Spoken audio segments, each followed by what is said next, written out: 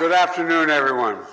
What a great, please have a seat. It's a great honor to be here. I just told Gabrielle that when she's the leading public figure in this country and I show up, promise she won't say Joe who is outside. You say Joe Biden, remember, just remember me, okay? Promise? All right. Chancellor Davidson, Vice Chancellor Bartholomew, thank you for hosting us today on this beautiful campus of Ulster University. I came here in '91 in this neighborhood, and you couldn't have a glass building like this here in this neighborhood. I don't think it would have stood up very well. But things are changing. Lord Mayor Black and Secretary of State of Northern Ireland, Heaton Harris, thank you for the welcome to Belfast. And Mr. Speaker and leaders of Northern Ireland's leading 5 political parties, I was honored to welcome you to the White House a few weeks ago, and it's wonderful to see all of you again today. And Ambassador Hartley, thank you for your outstanding work leading our mission to the UK. Ambassador Hartley is an old friend and the former ambassador from Great Britain to the United States. The home of that ambassador and the embassy is along the fence line of the Vice President's residence, which I lived in for 8 years.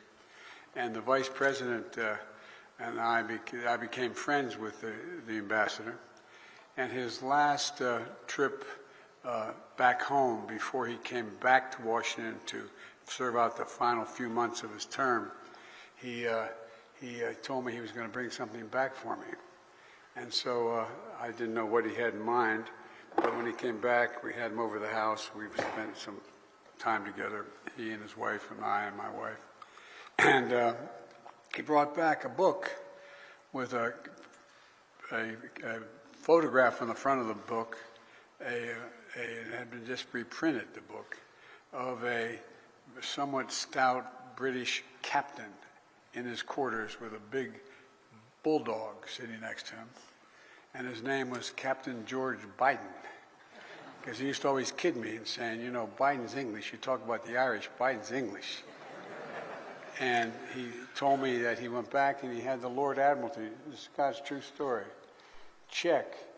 And my great 1840, I think it was 1842, could have been 1828, I can't remember, it's one of those 2 dates, had written the rules of mutiny for the British Navy. And I said, well, at least that part's consistent, Reverend, mutiny. But anyway, he used to always kid me when I'd say, talk about, he'd say, you talk about the Irish. He said, you're English, just remember that. Then I found out, my sister and I found out the name Robinette, my middle name's Robinette. I thought that all those years it was French. They must have been Huguenots because they came to Great Britain in the 1700s somewhere along the way, and they're all from Nottingham. So I don't know what the hell's going on here. You come back, it's confusing. And anyway, Consul General Nairn and Envoy, Special Envoy Joe Kennedy, thank you for your efforts to continue deepening and strengthening the ties between Northern Ireland and the United States. It's good to see Belfast, a city that's alive with commerce, art, and I would argue inspiration. The dividends of peace are all around us, and this very campus is situated in an intersection where conflict and bloodshed once held a terrible sway. The idea, as I said, to have a glass building here when I was here in '91 was highly unlikely. Where barbed wire once sliced up the city, today we find a cathedral of learning, built of glass, and let the shine light out in and out. It just has a profound impact for someone who's come back to see it. You know, it's an incredible testament to the power and the possibilities of peace. 25 years ago this week, the landmark Belfast Good Friday Agreement was signed. And it wasn't easy. I was a United States Senator at the time, and I worked very closely with my good friend George Mitchell, who will be here, I believe, in a couple days. And there were no guarantees that the deal on paper would hold.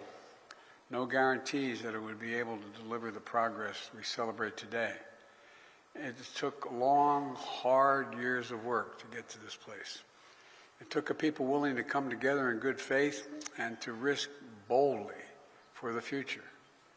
Leaders of peace like John Hume and David Trimble and David Irvine and Monica McWilliams and Mary Robinson, etc. They were all people that I got to meet back then. And it took people all across Northern Ireland who made the choice to work for a brighter and a shared future. At the time, it seemed so distant, some of it. It seemed so distant. First at the ballot box, and everyday sense, the acts of seeing each other through the lens of a common humanity, which again, when I first came here as a young senator, didn't seem like it was realistic. It took pioneering women across all communities and parties that said enough, enough, and demanded change, as well as a seat at the negotiating table, including through the Northern Ireland Women's Coalition. And it took a determined effort of my good friend, someone who embodies the country's commitment to all the people in this region, Senator George Mitchell. And, his time serving as special envoy for Northern Ireland is one of the great examples in history of the right person for the right job at the right time, in my view. I think sometimes, especially when the distance of history, we forget how hard-earned, how astounding that peace was at the moment. It shifted the political gravity in our world. Literally, it shifted the political gravity. In 1998, it was the longest-running conflict in Europe since the end of World War II. Thousands of families had been affected by the Troubles. Losses were real. The pain was personal. I need not tell many people in this audience. Every person killed in the Troubles left an empty chair at that dining room table and a hole in the heart that was never filled for the ones they lost. Peace was not inevitable. We can't ever forget that. There was nothing inevitable about it. As George Mitchell often said, the negotiations had, quote, 700 days of failure and 1 day of success. 700 days of failure and 1 day of success. But they kept going because George and all the many others never stopped believing that success was possible. And I want all of you to know, especially the young people in the audience today, and don't jump, okay?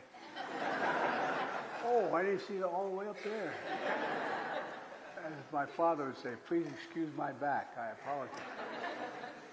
But all kidding aside, the American people are with you. Every step of the way, it's real.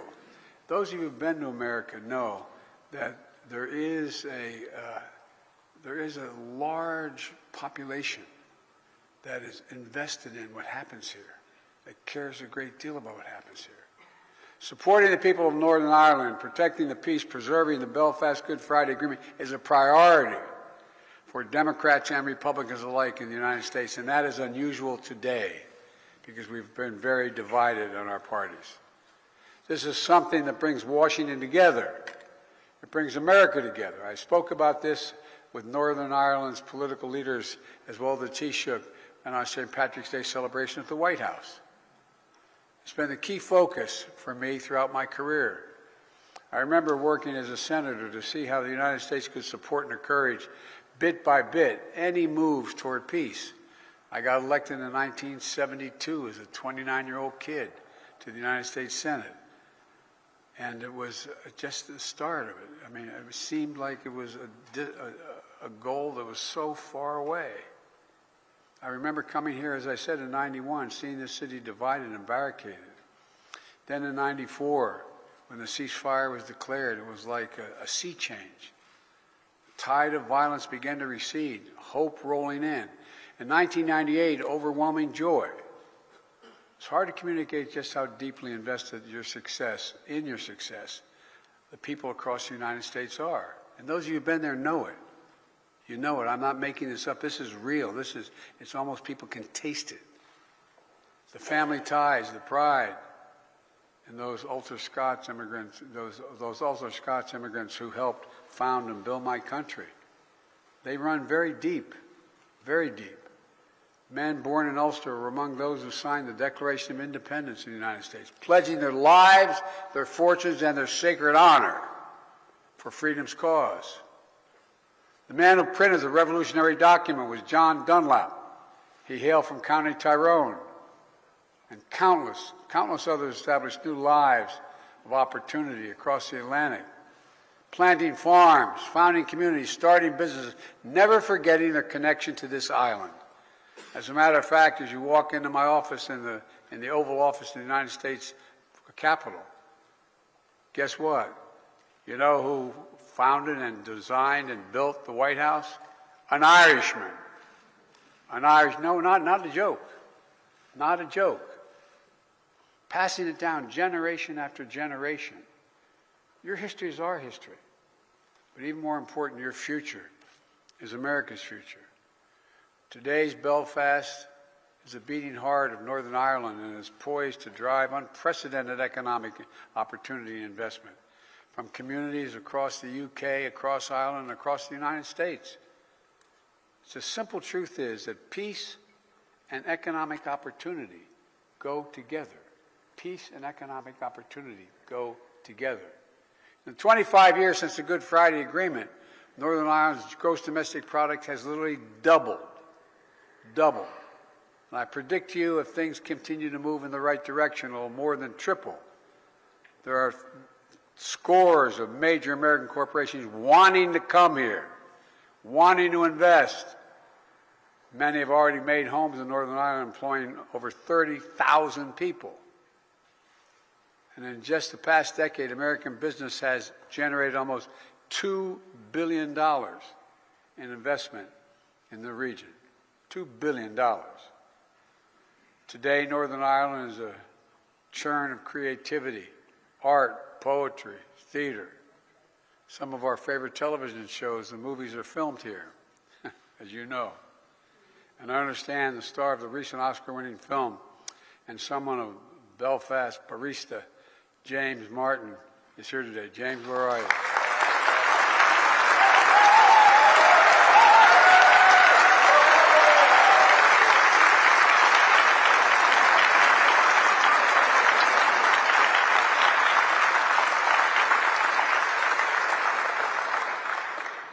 I got to meet James, and I got my picture taken. I'm going to go home and brag to my daughter. Cruise ships packed with tourists filled Belfast port.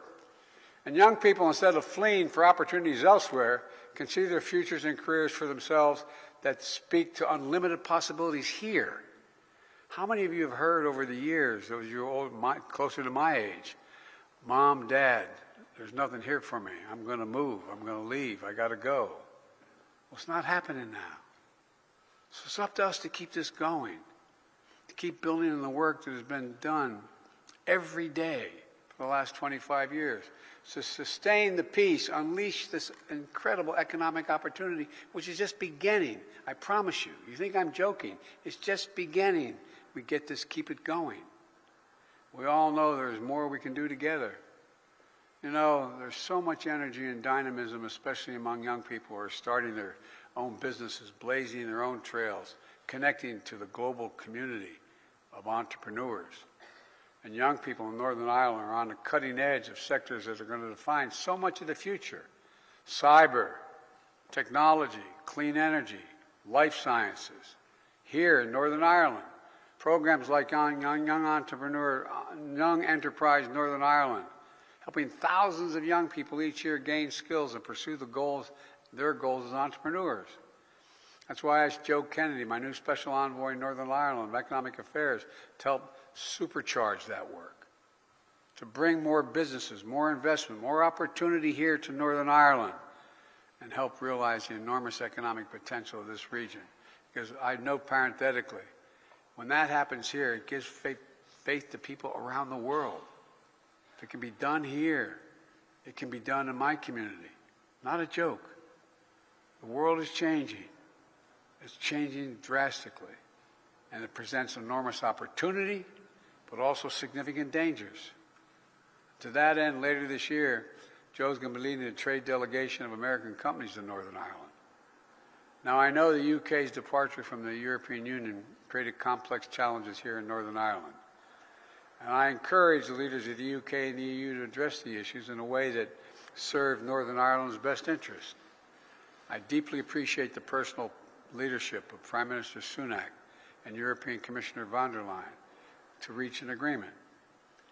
The Windsor Framework addresses the practical realities of Brexit and it's an essential step to ensuring hard-earned peace and progress of the Good Friday agreements that they're preserved and strengthened.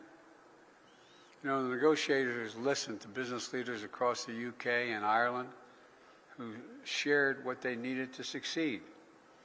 And I believe the stability and predictability offered by this framework will encourage greater investment in Northern Ireland, significant investment in Northern Ireland. I come from a little state where, the state of Delaware and back home, has more corporations that are registered in that state than every other state in the Union combined. So I know a little bit about corporate attitudes. All the immense progress we see around us was built through conversation and compromise, discussion and debate, voting and inclusion. It's an incredible attestation to the power of democracy to deliver needs for all the people. And now I know better than most how hard democracy can be at times. We in the United States have firsthand experience how fragile even long-standing democratic institutions can be. You saw what happened on January the 6th in my country. We learn anew with every generation that democracy needs champions. When I went to college, I was a political science major and history major. We were taught every generation has to fight to preserve democracies. I didn't believe it at the time. I just thought it was automatic. We had this great democracy. What would we need to do? As a friend, I hope it's not too presumptuous of me to say that I believe democratic institutions established through the Good Friday Agreement remain critical to the future of Northern Ireland. It's a decision for you to make, not for me to make. But it seems to me they're related.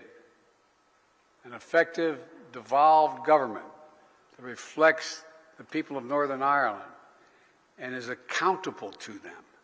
A government that works to find ways through hard problems together is going to draw even greater opportunity in this region.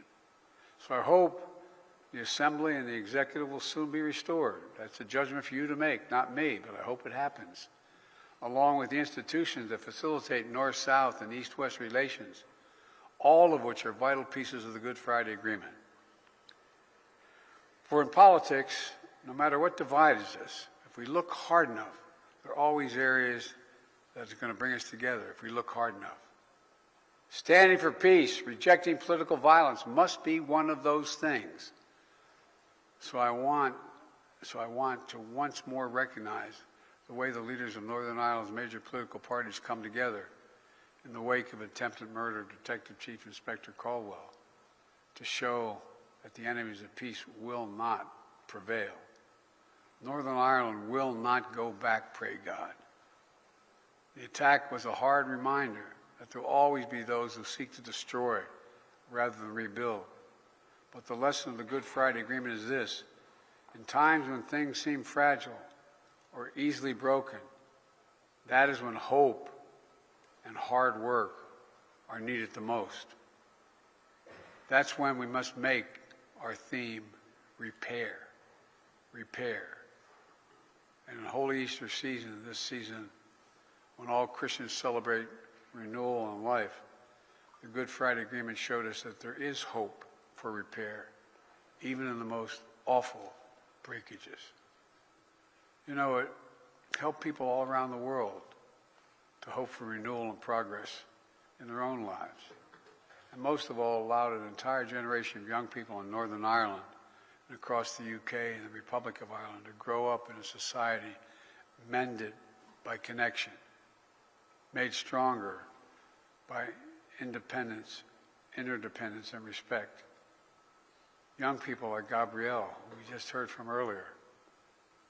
Her success and her opportunities have been underwritten by the Good Friday Agreement. Young people like Jordan Graham, born less than 3 weeks after the agreement was signed in 1998. His whole life was unfolded under the wing of peace, which means not quite 25 years of age, he's been able to build an expertise in branding and marketing that he's used to help grow local businesses, support startups, consult for charities. Young people like Amy Clint, born in 2000, whose parents like to tell the story about how she came home from her first day of secondary school and asked, "What's the difference between a Protestant and a Catholic? What's the difference between a Protestant and a Catholic?" She didn't grow up thinking in sectarian divides. She grew up thinking about how she should support her beloved brother and other children with autism. Today, Amy's social enterprise has donated more than 5,000 copies of her book to schools across Northern Ireland to help children better understand autism and to learn to treat others with kindness and respect. That's the real power of the Good Friday Agreement. Compassion. Compassion. It changed how this entire region sees itself. In the words of Morrissey, Belfast's first poet laureate, "What's left is dark and quiet, but bookended by light, as when Dorothy opens the dull cabin door, and what happens outside is technicolor. What happens outside is technicolor." This place is transformed by peace, made technicolor by peace, made whole by peace.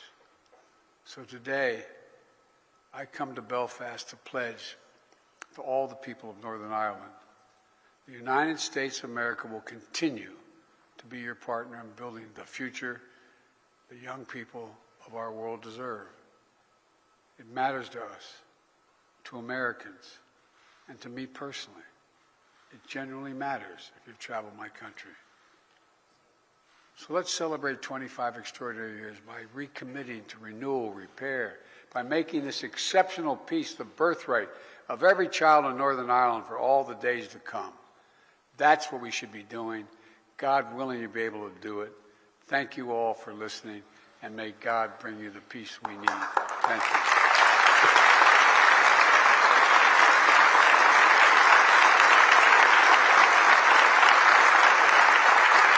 Thank you very